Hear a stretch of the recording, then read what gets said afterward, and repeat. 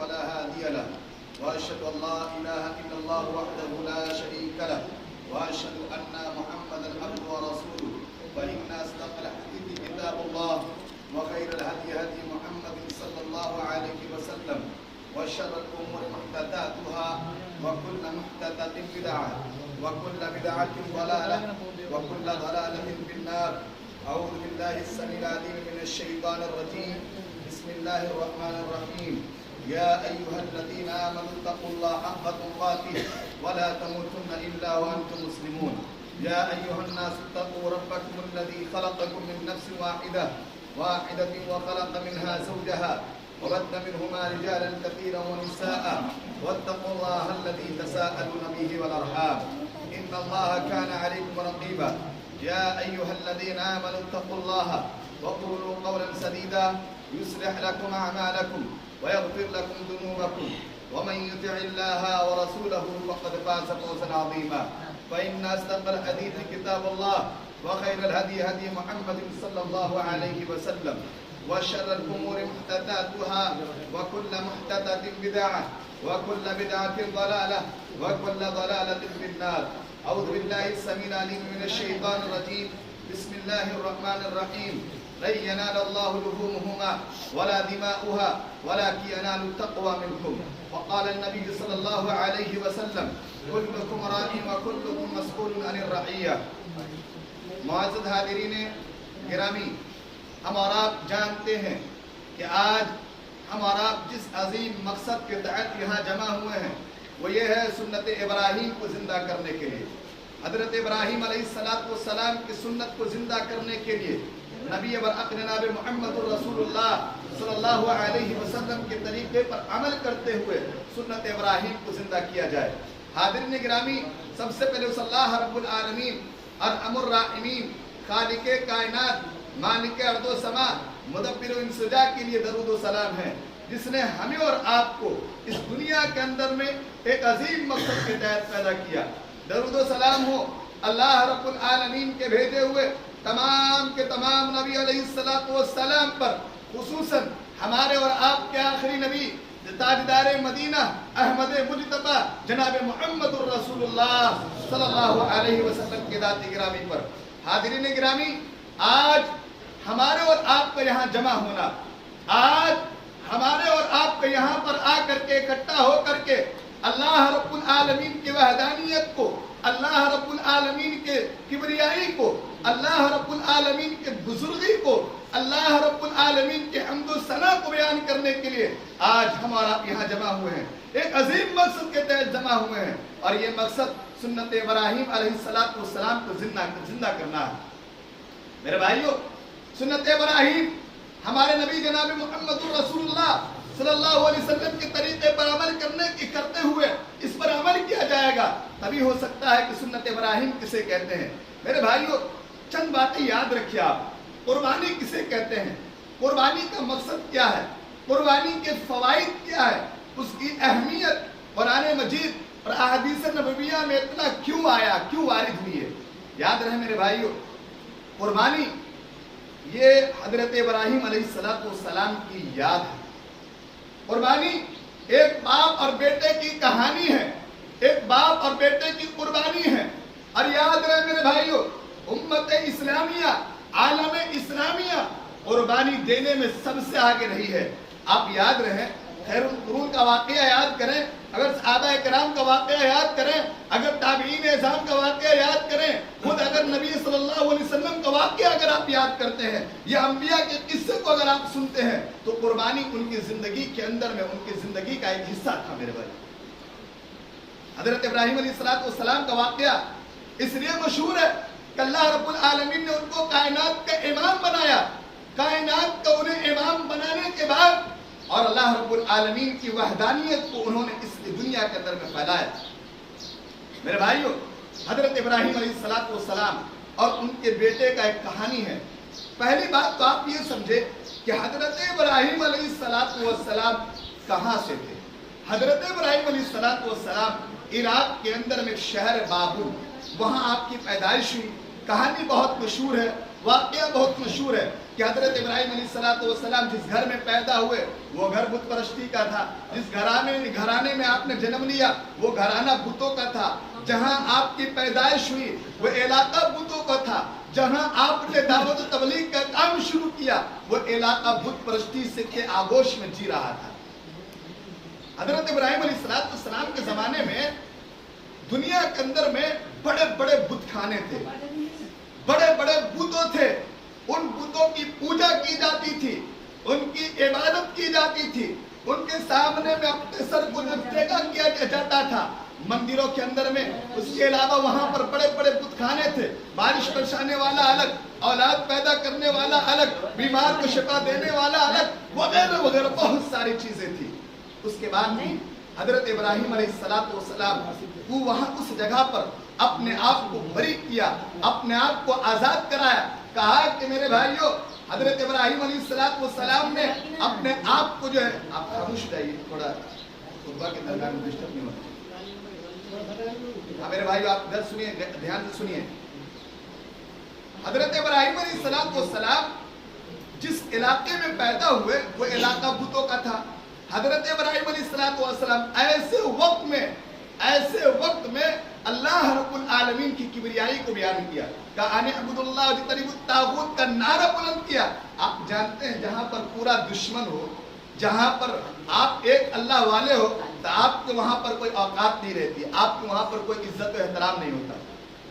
غور کیجئے، جس کے گھرانے میں بت کو بنایا جاتا ہے، یعنی مورت کو بنایا جاتا ہے، اور مورت کو بنانے کے بعد لوگوں میں بیچا جاتا ہے، جس کا روزی روٹی بت سے ہو، یاد رہے میرے بھائیو کتنا بڑا وہ دشمن ہوگا۔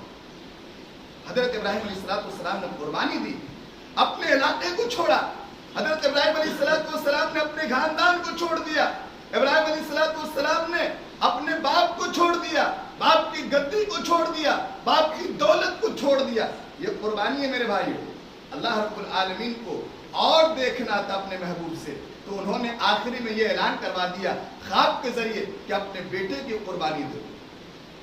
غور کیجیے میرے بھائی، حضرت ابراہیم علیہ السلام جب اپنے بیٹے کو یہ واقعہ سنایا کہ بیٹا میں نے خواب میں دیکھا ہے، انی اری فی المنام، میں نے خواب میں دیکھا ہے کہ میں تجھے ذبح کر رہا ہوں، فانظر ماذا تری، تیری رائے کیا ہے؟ تو بیٹا اگر نیک ہوگا، اچھا ہوگا، تو بیٹا کیا جواب دے گا؟ یا ابت افعل ما تؤمر ستجدنی انشاءاللہ من الصابرین۔ اے میرے ابا جان، اللہ نے آپ کو جس چیز کا حکم دیا ہے آپ اسے کر گزریے، یقیناً ہم صبر کرنے والے میں سے ہوں گے۔ دیکھیے ایک شاعر کہتا ہے کہ فیضان علم تھا یہ مکتب کی کرامت تھی۔ کیا فیضان علم تھا یہ مکتب کی کرامت تھی کہ کس نے سکھائی اسماعیل کو آداب فرزندی؟ حضرت ابراہیم علیہ السلام کو جو خواب دکھایا گیا تھا یہ حکم الہی تھی، یہ وحی الہی تھی، آپ کو یہ کرنا تھا، لیکن اس کے باوجود بھی آپ نے اپنے بیٹے سے رائے لیا۔ آپ یہاں پر ایک مسئلہ سمجھے، ہم لوگ کیا کرتے ہیں، اگر کہیں پر اپنے بچے کو کسی جگہ لگانا ہے تو بچے کو پوچھتے نہیں، پوچھنا چاہیے۔ کہیں اگر آپ اپنے بچے کی شادی کرنا چاہتے ہیں آپ اس سے پوچھئے، کہیں آپ اپنی بیٹی کی شادی کرنا چاہتے ہیں آپ ان سے رائے لیں میرے بھائیوں، کیونکہ حضرت ابراہیم علیہ السلام اپنے بیٹے سے پوچھتے یا ابت انی اری فی المنام فانظر ماذا تری، اے میرے بیٹے بول تیری رائے کیا ہے؟ اگر آپ اپنے بچے کو نیک بنائے ہوں گے، اچھی تربیت دیے ہوں گے، اچھا ماحول میں ڈالے ہوں گے، اچھی اس کو آداب سکھائے ہوں گے، تو بیٹا وہی کہے گا ابا جان آپ کر گزریے، جو آپ کو جو چاہتا ہے جی چاہتا آپ کر گزریے۔ لیکن اپنے یہاں عام طور پر کیا ہوتا ہے، میں ابا ہوں، میں فلاں ہوں، میں اگر یہ نہیں کروں گا تو تیری نہیں چلتی، تو کہے کو بولتا ہے، اپنے یہ چلتا ہے۔ جبکہ اسلامیہ شریعت اسلامیہ کے اندر میں رائے کا ہونا، مشورے کا ہونا بہت زیادہ ضروری ہے میرے بھائی، یہ مسئلہ یاد رہے۔ اسی طرح میرے بھائیوں جب حضرت ابراہیم علیہ السلام باپ بیٹے دونوں جب راضی ہو گئے تو اللہ تبارک و تعالیٰ نے کہا، غیبی آواز دی، کہا وَفَدَيْنَاهُ إِبْرَاهِيمَ قَدْ صَدَّقْتَ الرُّؤْيَا، اے ابراہیم تو نے جو خواب دیکھا تھا اسے تو کر گزرا۔ اللہ تبارک و تعالیٰ کہتے ہیں وَكَذَلِكَ نَجْزِي الْمُحْسِنِينَ، اسی طرح ہم نیک لوگوں کو جو ہے جزا دیا کرتے ہیں۔ اور اس کے بعد اللہ تبارک و تعالیٰ لمبی واقعہ سنایا سورہ صافات کے اندر میں۔ اس کے بعد اللہ تبارک و تعالیٰ ایک میڈھا، ایک جانور جو ہے ان کے پاس موجود کر دیا، اور اس کے بعد اللہ تبارک و تعالیٰ کے حکم سے اس جانور کی قربانی کی گئی اور اپنے بیٹے کو جو آزاد کرایا۔ یاد رہے میرے بھائیو، اللہ رب العالمین یہ نہیں دیکھنا چاہتا تھا کہ میں کسی انسان کو خون کے اندر میں لطمت دیکھوں، بلکہ اللہ رب العالمین اپنے محبوب کو آزما رہا تھا، آزمائش میں ڈالا۔ حضرت ابراہیم علیہ السلام کی پوری زندگی آزمائشوں میں گزری ہے۔ آپ کا ایک لمحہ آزمائشوں میں گزری ہے۔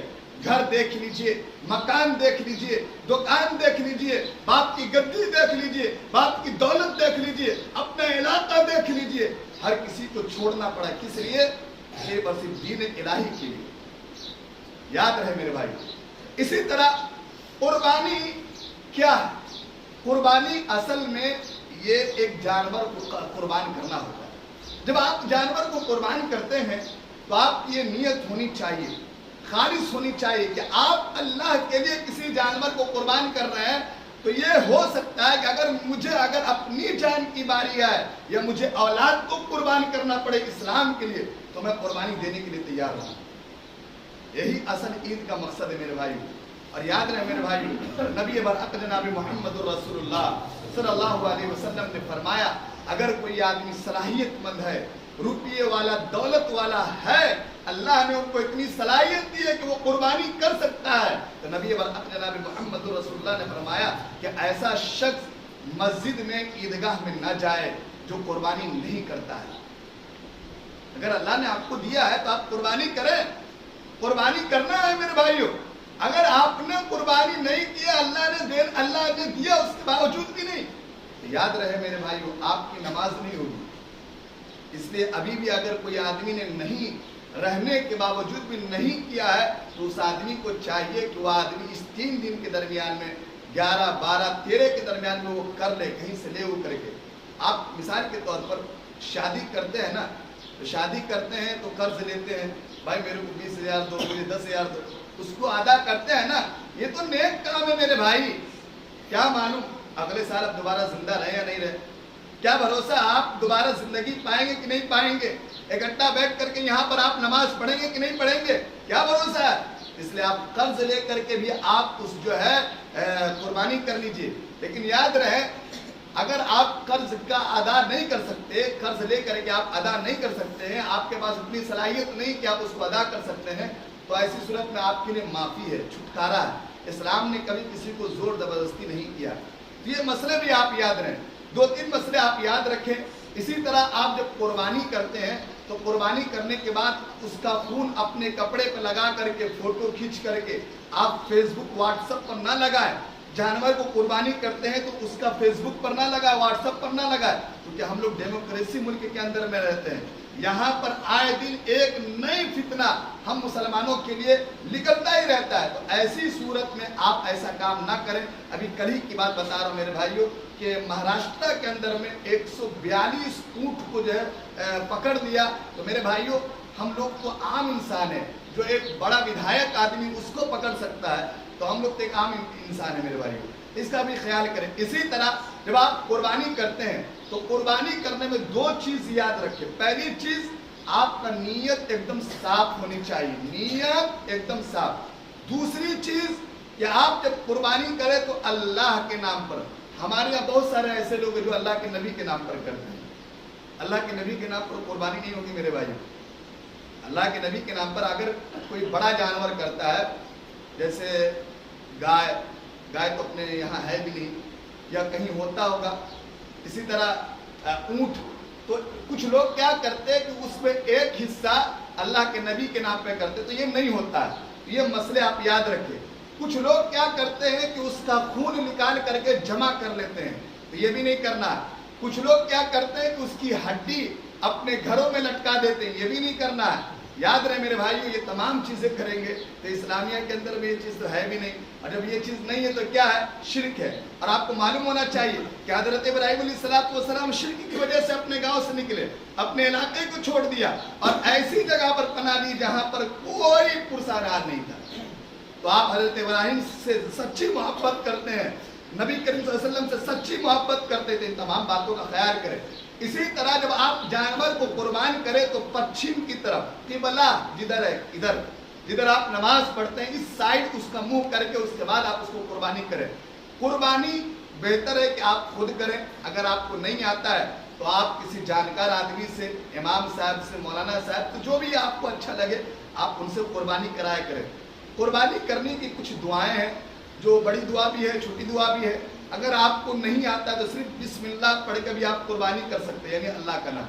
अगर आपको वो भी नहीं आता है तो आप बिस्मिल्लाह अल्लाहु अकबर बोल करके, बिस्मिल्लाह अल्लाहु अकबर बोल करके भी आप कुर्बानी कर सकते हैं। बिस्मिल्लाह अल्लाहु अकबर मिन का या मिन से, बिस्मिल्लाह अल्लाहु अकबर तक़ब्बल मिन्नी, या अपने तरफ से मिन्नी, मिन से फला की तरफ से, फला की तरफ से, या आप नियत पर रखें और उसके बाद बिस्मिल्लाह बोल करके आप कुर्बानी कर दें।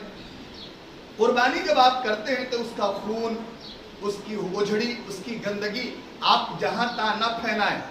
नबी करीम सल्लल्लाहु अलैहि वसल्लम ने सख्त वईद फरमाया, कहा कि अगर आप कुर्बानी करते हैं तो कुर्बानी के जो खून है, जो उसकी गंदगी और गिलाजत है, आप ऐसी जगह डालें जहां पर से किसी को तकलीफ ना हो। तो इसका भी ख्याल करें, ऐसा ना कि बोटी खाए और रोटी छोड़ दिए, ऐसा नहीं करने का। आप जो खाते हैं उसका पूरा पूरा ख्याल करें। इसी तरह आप ये बात भी याद रहे कि अगर आप चाहते हैं वो गोश्त हिंदू को भी दे सकते हैं, मुस्लिम को भी दे सकते हैं। कुछ लोग पूछते रहते हैं कि ये क्या मैं हिंदू भाई को दे सकता हूँ? तो दे सकते हैं। अल्लाह तबारक व तआला ने फरमाया फकुलू वअतइमू, आप खुद भी खाओ और दूसरे को भी खिलाओ। तो आप जो खाते हैं उसको भी खिलाएं, मसाकीन को ज़्यादा ख्याल करें। मैंने खुतबा जुमा में बताया था आपको कि हमारे यहाँ आम तौर पर हर जगह, यही नहीं हर जगह का ये माहौल है कि अच्छा अच्छा माल फ्रीज में और 2-4 गोश्त अब 5-6 जो हड्डी डाल करके बांटना शुरू कर देते हैं। ऐसा नहीं होना चाहिए। आप याद रहे, आप चाहते हैं कि मैं भी कीमा खाऊं, कबाब खाऊं, ये खाऊं, ये ख्वाहिश होती है। गरीब आदमी जिसके यहाँ नहीं हुआ है वो भी तो चाहता होगा कि मैं भी कीमा खाऊं, मैं भी अच्छा गोश्त खाऊं। तो आप उसका ख्याल करें। जो अपने लिए पसंद करते हैं आप दूसरे के लिए पसंद करते हैं। नबी करीम सल्लल्लाहु अलैहि वसल्लम की हदीस है, आप कुर्बानी के माल को आप जो है जो गोश्त है उसको चाहे तो आप रख भी सकते हैं, आप बांट भी सकते हैं, लेकिन आप अपने पड़ोसी का ख्याल करें, रिश्तेदारों का ख्याल करें। हाँ, उन लोगों के न दिया करें जिनके हुआ है, आप उनको पहुंचाया करें जिनका नहीं हुआ है, आप उनको जा करके दें। जिनके हुआ उनके बहुत पहुंचता है, जिनका नहीं हुआ उनका पहुंचता ही नहीं है। आज से 4-5 साल पहले का वाकया है कि मैं महाराष्ट्र के अंदर में एक जगह इमामत करता था, तो वहाँ एक आदमी आया तीसरे दिन, ला करके बताया कि मौलाना साहब मैंने एक बोटी तक नहीं खाया, एक बोटी भी मुझे नहीं मिली है, एक गोश्त का जो टुकड़ा भी मुझे नहीं मिला है। मैंने पूछा क्यों? तो बोले मेरे पड़ोस में हुआ था, उनको लगा कि मेरे यहाँ भी है, मुझे नहीं भेजा। वो बहुत बेचारा माजूर था, बेर वेर बेच करके बेचारा अपनी जिंदगी गुजारता था। तो आप उन लोगों का ख्याल करें जो आपके पड़ोसी में है, जो आपको नहीं बोल सकते हैं, जो आपसे नहीं मांग सकते, आप उनका ख्याल करें। जो मांगते फिरते तो बेचारे मिल ही जाता है, जो नहीं मांग सकते हैं, जो कहीं पर जुबान नहीं खोल सकता है, आप उनको छुपा छुपा करके जा करके दें, उनका एहतराम करें। बेचारा हो सकता है कि शर्म के मारे नहीं मांगता हो कि मैं मांगूंगा मेरी बेइज्जती हो जाएगी, मेरे बच्चे देख लेंगे, मेरी बीवी देख लेगी, मेरे पड़ोस के देख लेंगे तो मेरी बेइज्जती हो जाएगी। तो आप उन लोगों को छुपा छुपा करके जा करके दिया करें। अल्लाह से उम्मीद करता हूँ कि अल्लाह तबारक व तआला आप तमाम लोगों की इन बातों पर अमल करने की तौफीक दे। इसी तरह हम में से जो बीमार है अल्लाह उसे शिफा भी नसीब फरमा। एक बात और याद रखिए मेरे भाइयों, मैंने पिछले साल बकरीद में भी कहा था और ईद में भी कहा था, आप लोग एक दूसरे को माफ करना सीखे मेरे भाई, एक दूसरे को माफ करना सीखे। ये ईद का दिन है, अगर आप ईद के दिन अगर किसी को नहीं माफ करते तो आपसे बड़ा बदनसीब आदमी कोई नहीं हो सकता है। ईद का दिन है, आप अपनी इस दिल से हसद को निकाल लीजिए, जो जलन है उसको भी निकाल लीजिए, जो बुराई है उसको भी खत्म कर दीजिए। आप अपने भाई को माफ करें, جب آپ رات میں سوئے تو اپنے بھائی کو معاف کر کے سوئے. ہو سکتا ہے میرے بھائی کہیں وہ آپ کا بھائی صبح نہ کرے یا آپ ہی صبح نہ کرے. آپ نے دیکھا ہے نا کتنے ایسے لوگ ہٹے کھاٹے تھے, سامنے سے گزرتا تھا, چلتا تھا, پھرتا تھا, ہم کو یقین نہیں تھا کہ وہ آدمی انتقال کر جائے گا, لیکن کچھ دن کے بعد معلوم پڑا وہ آدمی مر گیا. ایسا سننے کو ملتا ہے. رات میں کوئی آدمی جا رہا تھا, کہیں سفر کر رہا تھا, کوئی پیچھے سے آیا, بائک سوار تھا یا کوئی سوار تھا, آیا مار دیا, چلا گیا. تو اس لیے آپ ایک دوسرے کو معاف کریں میرے بھائیوں. خصوصاً نوجوانوں میں جو ہماری برائیاں ہیں, نوجوانوں کے اندر میں جو بگاڑ ہے, میں ان تمام لوگوں سے یہ کہنا چاہوں گا, التماس کروں گا کہ آپ تمام لوگ جب بائک چلاتے ہیں, گاڑی چلاتے ہیں, تو آپ یہ نہ سمجھیں کہ بھائی میں اچھا چلا رہا ہوں, یہ کر رہا ہوں, کر رہا ہوں. میرے بھائیوں, جس آدمی کا ایکسیڈنٹ ہوتا ہے نا, یہ بات یاد رکھنا, جس آدمی کا ایکسیڈنٹ ہوتا ہے نا وہ غیر ذمہ دار آدمی ہوتا ہے, وہ ذمہ دار آدمی نہیں ہوتا ہے. ذمہ دار آدمی گاڑی جب چلاتا ہے نا تو سوچتا ہے کہ میرے پیچھے میری ماں ہے, میرے پیچھے میرا باپ ہے, بھائی ہے, بہن ہے, بیوی ہے, بال بچہ ہے. جو آدمی ذمہ دار نہیں ہوتا بنداز چلاتا رہتا ہے, دھڑاک سے چلاتا رہتا ہے, آخر کار اس کی موت ہو جاتی ہے. پیچھے بیچارے جو اس کے چھوٹے چھوٹے بچے ہیں, اس کی ماں ہے, سماج کا لوگ ہے, کٹمب کا لوگ ہے, کتنا پریشان ہوتا ہے, کتنا تکلیف میں آ جاتا ہے. اس لیے آپ اس کا خیال کریں. بہت سارے ایسے لوگ جو نشہ کرتے ہیں, دھڑلے سے جو ہے گٹکا کھاتے ہیں, ویمل کھاتے ہیں, اور نہ جانے جو ہے کچھ لوگ ایسا بھی ہوگا جو شراب بھی پیتا ہوگا. میں ان تمام لوگوں سے ہاتھ جوڑ کر کے کہنا چاہتا ہوں میرے بھائیوں, آپ اپنے گھر کا خیال کریں. خدا نہ خواستہ آپ کو کسی بیماری میں آ گئے تو آپ کے گھر والے پریشان ہو جائیں گے. آپ تو کیا اس دنیا سے چلے جائیں گے موج مستی کر کے, لیکن چھوٹا چھوٹا بچہ پریشان ہوتا ہے, وہ یتیم ہو جاتا ہے. آپ اس کو دیکھیں, جو روز صبح کرے تو آپ اپنے بچوں کا چہرہ دیکھیں, ان سے باتیں کریں, چہرے سے باتیں کریں, اپنی بیوی کا چہرہ دیکھیں, اپنی ماں کا چہرہ دیکھیں, اور اس کے بعد یہ سوچے کہ میں نہ گٹکا کھاؤں گا, نہ میں شراب پیوں گا, نہ میں جو ہے بیڑی سگریٹ, یہ تمام چیزوں کو چھوڑوں گا. اگر عادت لگ گئی ہے تو دھیرے دھیرے اس کو چھوڑیے, ختم کیجیے. ہم انسان ہیں. علامہ ابن قیم رحمۃ اللہ علیہ بیان کرتے ہیں کہ انسان اگر چاہے تو ہمالیہ پہاڑ جو ہے اس کو ہاتھ سے اٹھا کر کے دوسری جگہ رکھ سکتا ہے. انسان کے اندر میں یہ طاقت ہے. تو آپ یہ معمولی سا نشہ, یہ شراب, یہ کباب, یہ شباب, یہ چیزوں کو نہیں چھوڑ سکتے میرے بھائی. اس نے تمام باتوں کا خیال کریں. اللہ تبارک و تعالی ہمارے اور آپ کے ملنے جلنے کو قبول کرے. اللہ تبارک و تعالی ہماری اور آپ کی پریشانی کو دور کر دے. اللہ ہم میں سے جو بیمار ہے اللہ شکر سے شفا کے لیے نصیب فرما دے. اللہ جو لوگ اس دنیا سے چلے گئے, ہمارے باپ, بھائی, رشتے دار, خاندان کے, کٹمب کے, ایمان والے, غیر ایمان والے, اے اللہ ان کی جو ہے مغفرت فرما دے. اے اللہ جن کے اندر میں جو ہے اللہ تبارک و تعالی کی تھوڑی بھی ڈر تھی, تھوڑا بھی ایمان تھا, اے اللہ ان کی جو ہے مغفرت فرما دے. اللہ ہم میں سے جو بیمار ہے اللہ اسے شفا کے لیے نصیب فرما دے. اللہ ہم تمام لوگوں کے دلوں کو صاف اور پاک کر دے. اللہ ہم تمام لوگوں کے دلوں کے اندر میں سنت ابراہیم کو زندہ کرنے والا بنا. اللہ ہم تمام لوگوں کا دل حضرت ابراہیم علیہ السلام جیسا بنا. اللہ ہم تمام لوگوں کی پریشانی کو دور کر دے. آمین واخر دعوانا الحمدللہ رب العالمین. ہمارے طرف سے ہم تمام لوگوں کو عید مبارک ہو. السلام علیکم ورحمۃ اللہ وبرکاتہ. تقبل اللہ منا.